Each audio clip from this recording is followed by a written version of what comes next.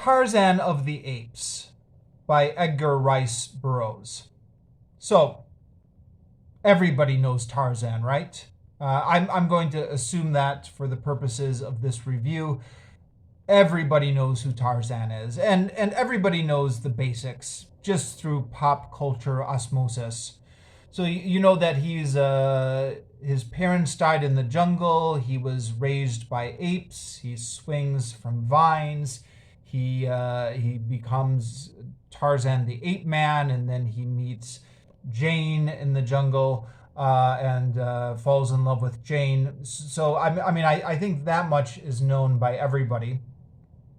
I did have an interesting experience. I was walking around with this book at work, and one of my coworkers said, "Oh, I didn't know there were books of Tarzan." He was familiar with the movies, but had no idea it had originated as a series of books. So, I wonder how many people are like that, who aren't aware that it started out as books. Probably not many people on BookTube fit that description, but maybe in the general public. So yes, to start with the basics, Tarzan started off life as a series of books before it was a movie. It was serialized in the pulp magazines in 1912, and then I believe it was published first as a book in 1914 and started off a whole series of books. The author of these books is Edgar Rice Burroughs, who was a prolific pulp writer. And aside from Tarzan, his other big series was the Martian series, or the John Carter of Mars series. Now, a number of years ago, I read the first three books in that series and reviewed them on this channel and gave it a negative review. I felt like, it wasn't, I gave it a mixed review. It did have its charms, but it felt like it was just one long fight scene or one long chase scene where the character was just constantly running from battle to battle, which it can be kind of fun to read in a way, but was also kind of exhausting as a reader, and didn't give me a lot of appreciation for Edgar Rice Burroughs' literary skills, and perhaps because of that, I put off reading Tarzan for a number of years. But Tarzan is actually pretty well written. I mean, it's a pulp story. There's a number of pulp cliches, etc. But the setup, the character arcs, the descriptions, it's a solid novel. I don't know if I was too harsh in my review of the John Carter of Mars books. I may need to reread them. I don't know. It's possible. I think Tarzan came after the John Carter of Mars books, or at least after the first few John Carter of Mars books. So it's possible Edgar Rice Burroughs was evolving as a writer. Another interesting thing to note about Edgar Rice Burroughs is he never went to Africa. I believe he never left the United States. So this is all his imagination. He's talking about the jungles of Africa, and he's talking about the deep, impenetrable foliage and how they will just swallow you like the ocean swallows a pebble as you walk through it. And it's just all pure from his imagination. This is in contrast to other African adventure stories. There's H. Rider Haggard, who did the King Solomon's Mines series with Ellen Quatermain and the She series, and who was reportedly an influence of Edgar Rice Burroughs. Edgar Rice Burroughs was influenced by him. H. Rider Haggard had spent years in South Africa, and so he was writing about, when he wrote his African adventure stories, he was writing about a terrain he was familiar with. The other obvious point of comparison with Tarzan of the Apes is Rudyard Kipling, The Jungle Book. In fact, I didn't even put this together, but I looked this up on Wikipedia. Rudyard Kipling was actually still alive when these Tarzan books started coming out. And there's this quote by Rudyard Kipling that says, obviously, Edgar Rice Burroughs is trying to rewrite the Jungle Books, but do it as badly as possible, or some quote to that effect. But yeah, the idea of a baby being left in the jungle and then growing into maturity is something straight out of the Jungle Book. It was rumored that Edgar Rice Burroughs was partially ripping off the Jungle Book. But Rudyard Kipling, of course, had spent years in India, so he knew the terrain that he was writing about. Edgar Rice Burroughs is just purely imagining this tropical jungle, which I'm not even sure the jungles in Africa are anything like the jungles that he describes. But to a certain extent, it's all the better. You know, it's just pure imagination and fantasy, and it's all the more fun because of that. One more interesting little side note before we get started, and again, I'm going to reference a book I've previously talked about on this channel, is Scramble for Africa by Thomas Pakenham. It's a history book. It's a fascinating history book if you ever come across it. Talked about it before on this channel, but one of the interesting things I learned about from that book was the whole episode of the Belgians in the Congo, which took place during that period with the Scramble for Africa. And the Scramble for Africa, by the way, is dated from 1876 to 1914. And this book was serialized in 1912. So it's right in that period. I mean, at the tail end of that period, but right in that period. So yeah, the episode of the Belgians in the Congo during the Scramble for Africa. Now, the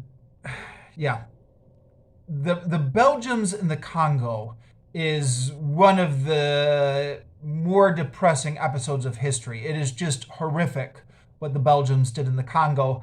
And Thomas Pakenham talks about it in his book. There are other books that talk about it. King Leopold's Ghost, which I've not read, but which was quite popular a number of years ago, also about the Belgian atrocities in the Congo.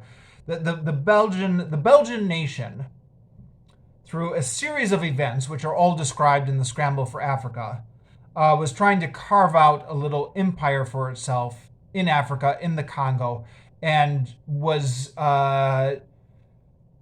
enforcing slave labor from the natives in order to do that, but also like a very horrific slave labor where they were cutting off hands of the slaves who didn't gather enough rubber and all this kind of torture to get the black people there to work harder. One of the interesting things I learned from that book is not only that these atrocities were going on in the Congo, but that at the time it was kicking off international outrage across the globe. So there were British missionaries and British humanitarians and American missionaries and American humanitarians who were starting up campaigns to try and get people aware of what was happening in the Congo and to try and levitate public opinion to try and stop what was happening in the Congo.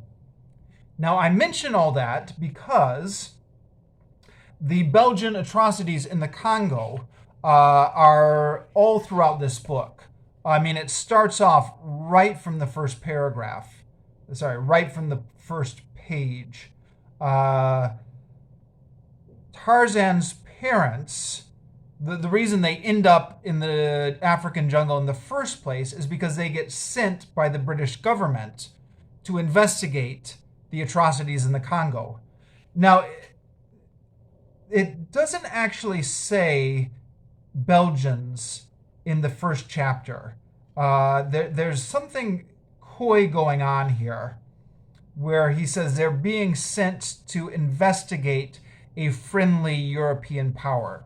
So, you know, that even though Belgium was doing terrible things in the Congo, they were still considered an ally of Britain. You know, they were a friendly European power. And throughout, like, the first half of the book, it talks about, like, this mysterious European power that's doing atrocious things in the middle of Africa. but never mentions the Belgians by name.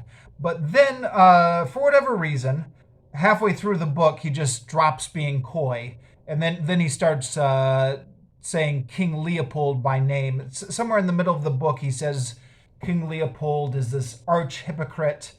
And the black tribe, which later becomes antagonists of Tarzan, it's mentioned in the book that part of the reason that this black tribe is so brutal is because they themselves had been more brutalized by King Leopold's soldiers in the Congo. So that's an interesting little historical connection to see what's going on here. While I'm talking about this, I may as well get this out of the way now. The black tribes in this book are not portrayed particularly well. And I don't want to dwell too much on this because of course they're not. You know, it's a book written in 1912. So of course it's going to have outdated portrayals of the black tribes. But the point is made a couple of times throughout the book that King Leopold and his Belgians are worse. So, yeah. Anyways, that's all way of background information. Boy, I'm 12 minutes into this review and I've barely gotten into talking about Tarzan. Okay, talk briefly about the writing style, maybe. This was, doing a little research on this book or reading other people's reviews. When these books came out in 1912 and following, they were squarely aimed at young boys. So I don't know, but boys 9, 10, 11, 12 were reading these Tarzan books when they came out for the pulps. It's interesting, though, to read this now, and the prose is a little bit thick. I think this is true with a number of boys' adventure stories that came out before World War I. Treasure Island is similar. The Merry Adventures of Robin Hood by, what was his name? Howard Pyle, I believe. A lot of these boys' adventure stories have prose now, which is a little bit hard work, I think, for a 10-year-old boy. And I guess that's just kind of how prose styles have changed over the years, or maybe how reading levels have become simpler. I don't know, blame it on television or something. But I don't know what other people's reading experiences was like. I thought that the prose was complex enough that sometimes when I was in the middle of this, I had the tendency to just forget that this book was originally written for kids, for 10-year-old boys or 11-year-old boys. But yeah, that was the original target audience for this book. Now, in order to discuss this book and discuss what happens in it, I'm going to spoil stuff. So stop watching here if you're concerned about spoilers. I'm just going to go through and talk about everything. Chapter 1 opens up with this interesting little conceit about the narrator is kind of piecing together this history from various different sources. So he says, I had this story from one who had no business to tell it to me or to any other. I may credit the seductive influence of an old vintage upon the narrator for the beginning of it, and my own skeptical incredulity during the days that followed for the balance of the strange tale. Then he mentions that he collaborated this with unearthed written evidence in the forms of musty manuscripts and dry official records of the British Colonial Office. So the narrator is saying, okay, I heard this eyewitness account and I've got these documents and I'm able to piece together this history of what I think happened. Now, this narrative framing gets dropped right after chapter 1, where from chapter 2 on, actually, sorry, I think there may be some lingering elements of this in chapter 2 and 3. I don't actually remember clearly. But certainly very early on, this gets dropped. And then we go just right into the standard third-person omniscient narrator. I suspect that this kind of inconsistency is a legacy of how this book was originally serialized. I don't know quite how these serializations work, but I think the author is still writing the book as it's getting serialized, right? Is that how these things used to work? So maybe things that this narrative framing that he started off with in chapter 1, he just abandons later on. And because it's being serialized, you don't go through a drafting process where you edit out the inconsistencies. That may also explain why he is coy about not mentioning the Belgians directly in chapter 1, but then they get mentioned by name later in the book. I don't know. But we get the history of Tarzan's parents. Now, the history of Tarzan's parents actually goes on for longer than I thought it would. It's like 35, almost 40 pages, I think, before the parents finally get killed off. And again, coming right off of my experience, well, not coming right off, but my previous experience being the John Carter of Mars stories, I was expecting this book to just go at a rapid rate, but it's actually quite the opposite. Edgar Rice Burroughs is really taking his time setting this up. And so we get this whole backstory about how they're on the boat, how the captain is mistreating his crew members, how there's a mutiny that results as a result of that. If you've ever seen the old movie Mutiny on the Bounty, I was kind of reminded a little bit of that movie. In that movie, there's a mutiny that happens because, at least as it's portrayed in the movie, the captain just does everything he can to provoke the crew to mutiny. So by the time they finally do mutiny, they have just ample reason to do it. What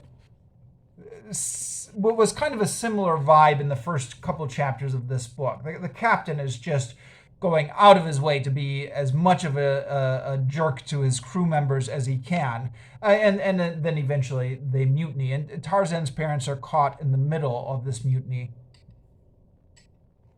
They are... The mutineers, however, look kindly on Tarzan's parents because they were angry at the captain and his officers. And Tarzan's parents, being just British officers who happened to be on the boat, are kind of caught all in the middle of it. Actually, one of the mutineers looks kindly on them, the leader of the mutineers. But we don't need to get into the details. Point being, Tarzan's parents are spared from being killed by the mutineers, but they are just kind of marooned on this jungle coast, which is how they happen to get into the jungle. So they build a little house for themselves out in the trees. And again, this is where Edgar Rice Burroughs is really actually describing this in a fair amount of detail. Gore Vidal actually did a review of these Tarzan books, which I'll try and remember to link to online. And you can find it easily enough online. Just search Gore Vidal Tarzan.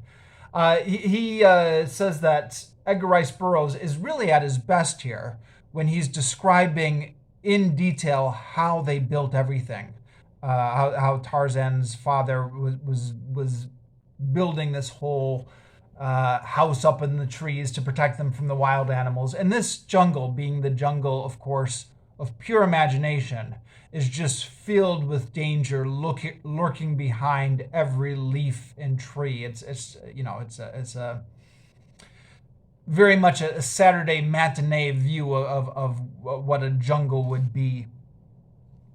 And eventually, Tarzan's parents die. The mother from just sheer exhaustion.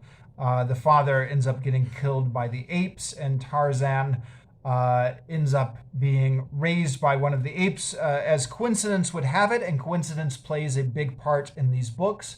One of the apes loses her baby at precisely the moment that they stumble upon Tarzan's family. And so because her baby had just died, she picks up Tarzan as the replacement baby and raises Tarzan. So Tarzan grows up with the apes, or the gorillas, I guess. Again, Edgar Rice Burroughs knew nothing about gorillas, I assume. So he's just imagining what the gorilla society and the gorilla hierarchy is like. The gorillas have this kind of primitive language. They have these rituals. They have these fights for dominance. And as Tarzan grows older, he becomes involved in those. Then a black tribe comes into the area. Previously, there had been no humans in this area, but a black tribe comes into this area, and this black tribe, as I mentioned before, is fleeing into this area because they're fleeing from the Belgian atrocities in the Congo. Although, yeah, I think this is still at the point in the book where Burroughs is being a little bit coy about mentioning the Belgians directly. But it's obvious that that's what he's referring to. Now, Tarzan has an antagonistic relationship with this black tribe. So the chief's son, or I think it's called the king's son, the king of this tribe, his son goes hunting one day and shoots a gorilla with his bow and arrow. And this gorilla that he kills happens to be Tarzan's mother. I mean, his adopted ape mother. So Tarzan doesn't know that this is not his real mother. Tarzan, as described in the book, has all the feelings of affection for this ape mother that he would have for a real mother. So Tarzan is out for revenge, so he stalks the king's son for a couple days, and then right when the king's son gets to the village, Tarzan kills him. He's got a rope with a lasso, which he uses to, I believe the term is garrote. He swings the lasso, goes around the head, pulls him up, and then stabs him in the heart. And just leaves him there to be discovered by his tribe. And then later, Tarzan just terrifies this tribe. He steals things from them. He will use the same method of killing to kill some of the other warriors in the tribe, just because he wants to steal their jewelry, their bracelets, and their trinkets. So he's described as not a nice guy. I mean, he's sympathetic in the fact that we can kind of see where he's coming from. He's been raised by apes, so all he knows is the jungle law, and he doesn't have this idea of any sort of obligation to your fellow man or anything like that. But you know, from the perspective of the black tribe, I mean, even this guy who killed his mother, he doesn't know that this ape is Tarzan's mother, right? He's just going hunting and he thinks it's another ape. And certainly all the other black tribesmen that Tarzan stalks and kills don't seem to be deserving of that. So there's kind of this dark section here, and Tarzan is also gets into fights with some of the other animals in the jungle, where he also has a savage jungle law. And yes, savage is a good description of Tarzan during these periods. This may be a little bit of a stretch, but I was reminded kind of the vibe of Conan the Barbarian. So Conan the Barbarian is also a protagonist that can be quite savage. You know, he's fighting against evil ultimately. Like, you want him to win because whoever he's fighting against is much worse than him. But he also he can be quite savage and barbaric. Now, Conan the Barbarian came out 20 years after the first Tarzan book, so I don't think Edgar Rice Burroughs is ripping off Conan. If anything, maybe it's vice versa. But I think there's this, they're both pulp fiction. They're both pulp fiction classics. And I think there is this thing where, the audience is 11 or 12-year-old boys when these things first came out, who are just kind of repulsed by it, but maybe kind of thrilling a little bit to this dark, violent undertone that's going throughout the book.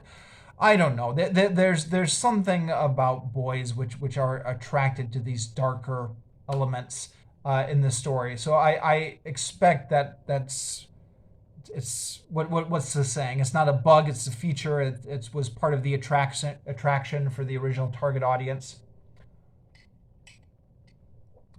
Then the whites arrive. So Jane and her family, everybody knows Jane, right? Tarzan and Jane. Jane and her family get marooned on the same jungle beach through very similar circumstances, through the circumstances which started off the original book. They're on a boat, there's a mutiny, and they get marooned here by the mutineers. It happens twice. And Tarzan sees them, and it's described in the book that he realizes that they are white like himself. He's able to make this distinction. And so he feels an immediate kinship with them. These are his people. These are the people he has to protect. And that I think is the in-story explanation for what seems to me to be a turn in Tarzan's character.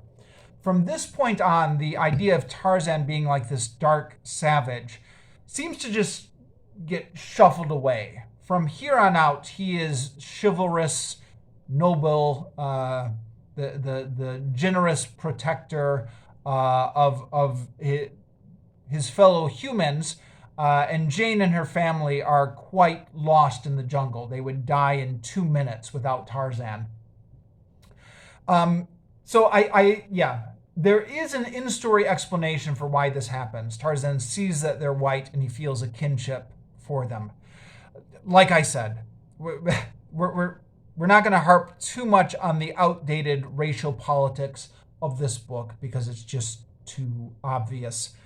But I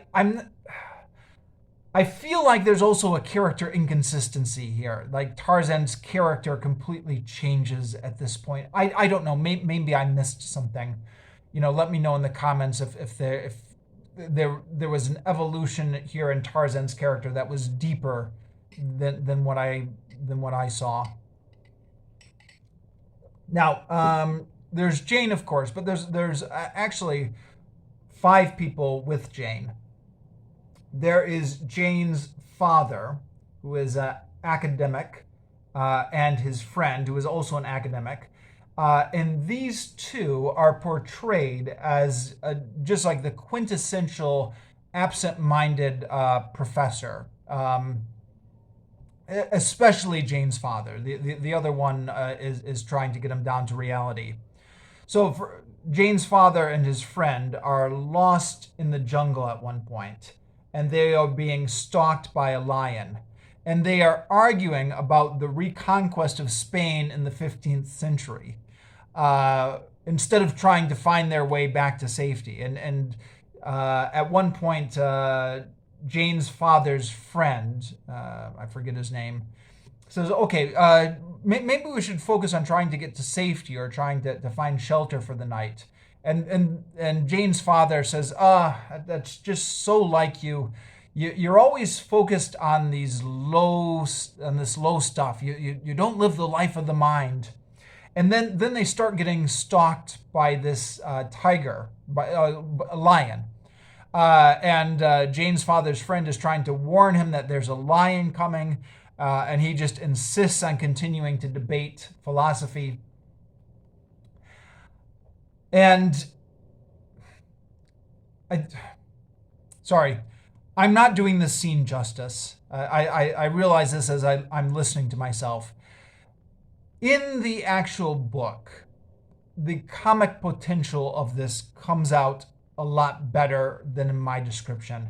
It's actually quite funny when you read this book, and Edgar Rice Burroughs writes it well. I mean, it's again, this is pulp fiction. I mean, literally, this is stuff that was published in the pulp magazines in its day.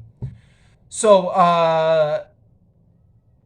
it is kind of broad stroke stereotypes, but it works. It's funny.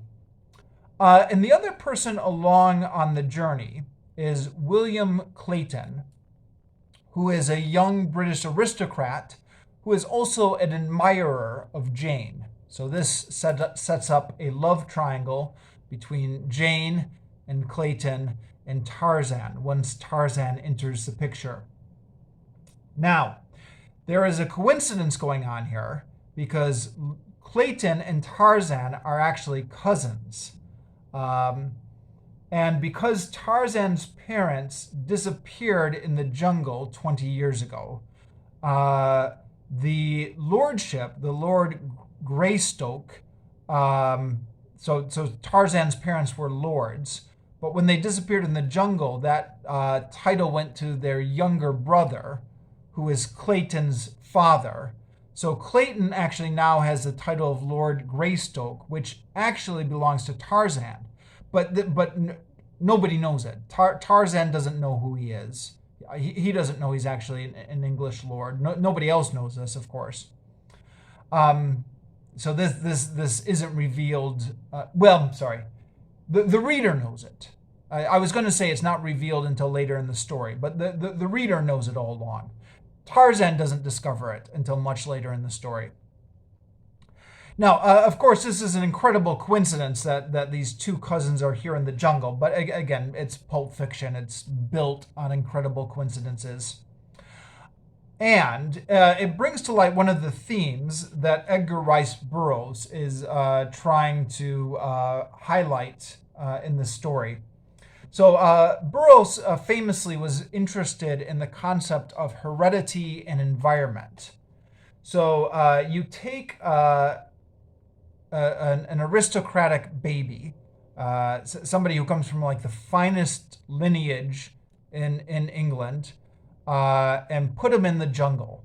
And according to Burroughs' worldview, he's got all the brains and intelligence of the English upper class nobility, but now he's got to fight for his survival in the jungle. So added to that advantage of hereditary advantage of good genes, he is forced to hone his skills till he becomes like a superhuman. Whereas his cousin has all the exact same genes as Tarzan, but his cousin was brought up soft, as a young English aristocrat.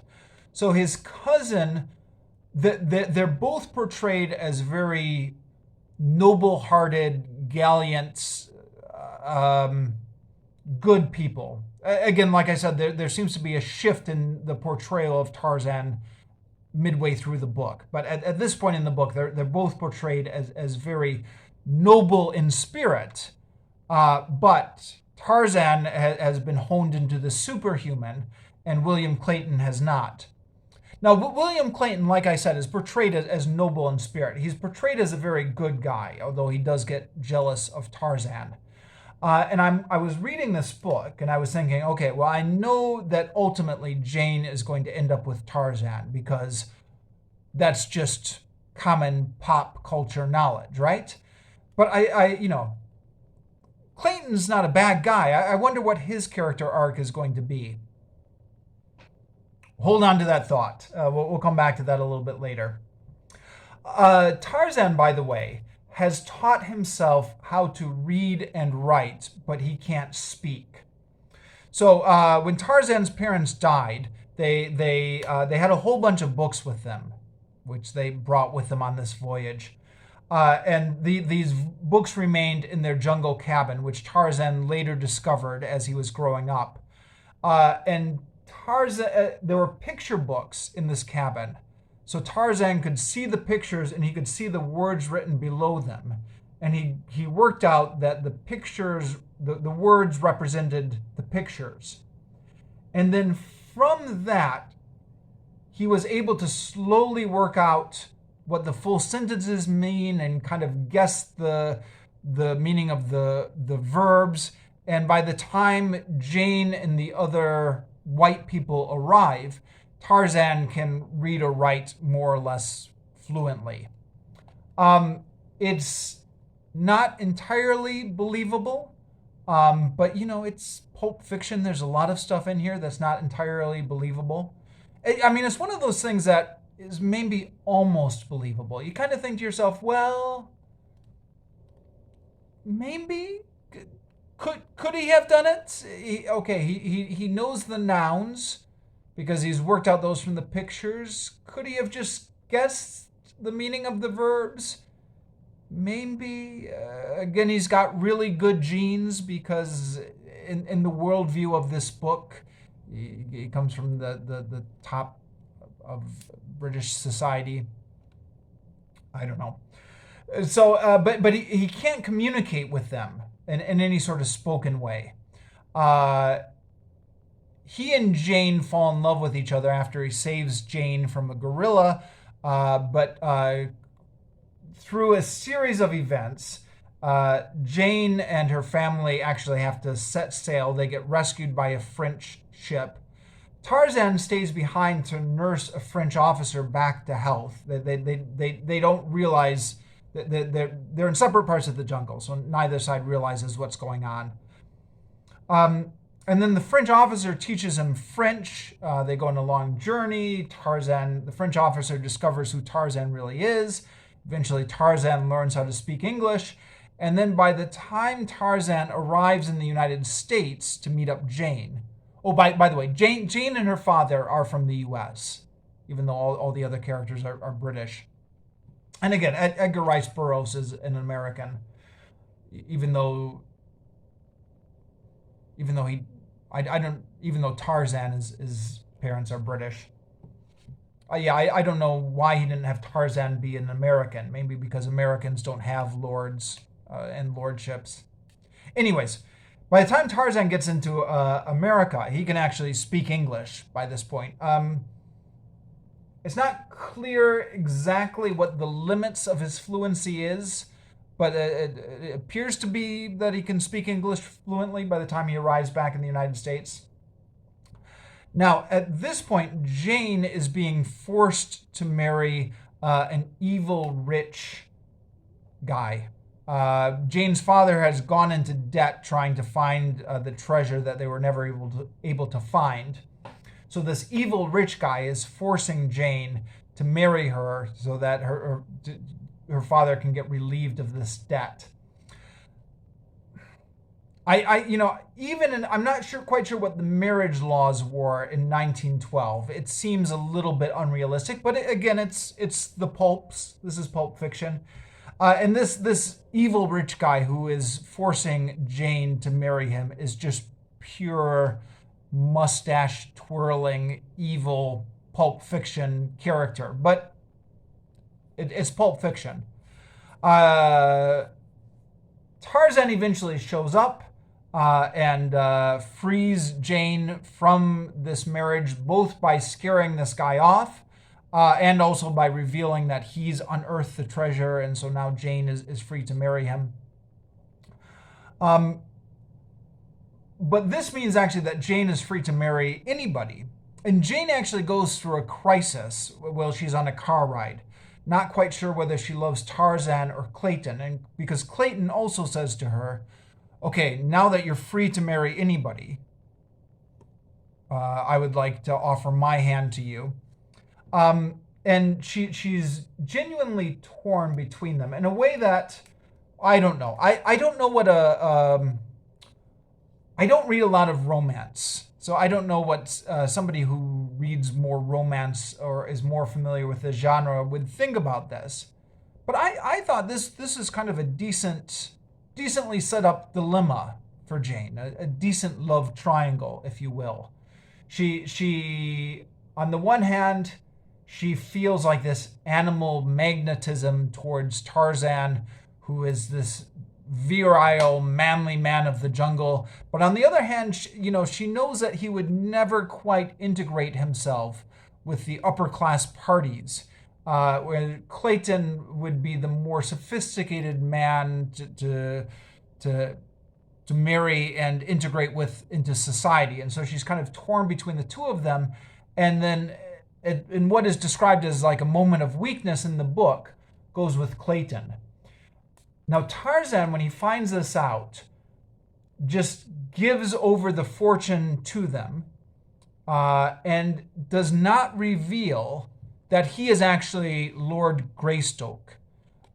He lets Clayton keep the title, and he lets Clayton keep Jane, and then he just leaves. And that's the end of the book. And I thought, what? No, that can't be the end. Jane doesn't end up with Clayton, right? She ends up with Tarzan.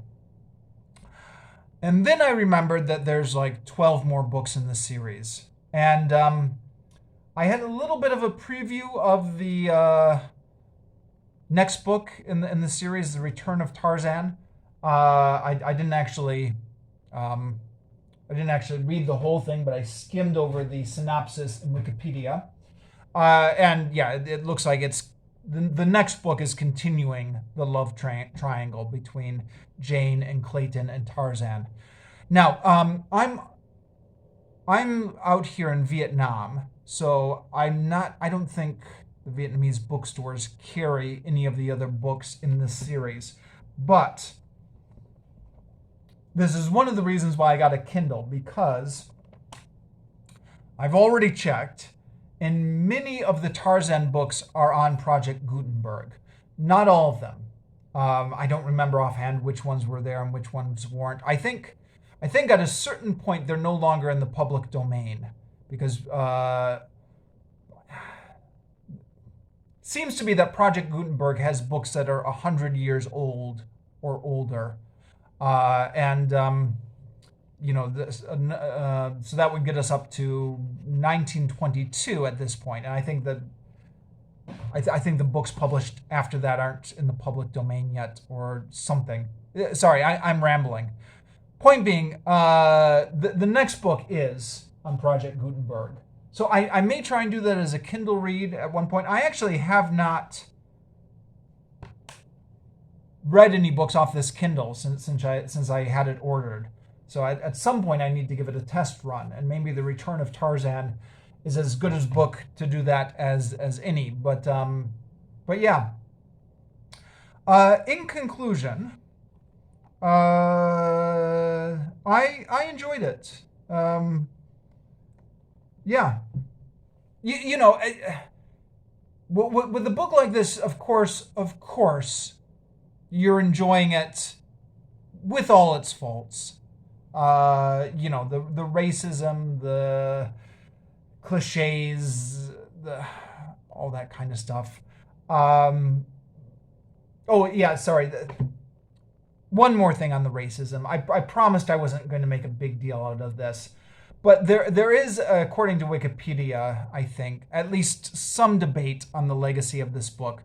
There are some people who don't think it's entirely racist, and I think you could maybe make that argument. That is, a lot of the blacks in this book are portrayed in a negative or stereotypical way, but you could, if you wanted to be generous, you could say that this doesn't mean that Edgar Rice Burroughs was meaning to imply that all black people were like that.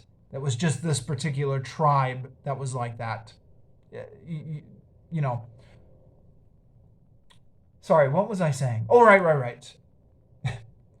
in spite of all its faults, I enjoyed this book. So put this as a cautious recommend, but recommend if you're into that stuff. If you like cheesy pulp fiction, check this one out maybe. And if you have already read it, and probably at this point in the review, I'm mostly talking to people who have already read it, right? Because I've gone into so many spoilers. Let me know what you thought, and let me know what I missed on talking about this.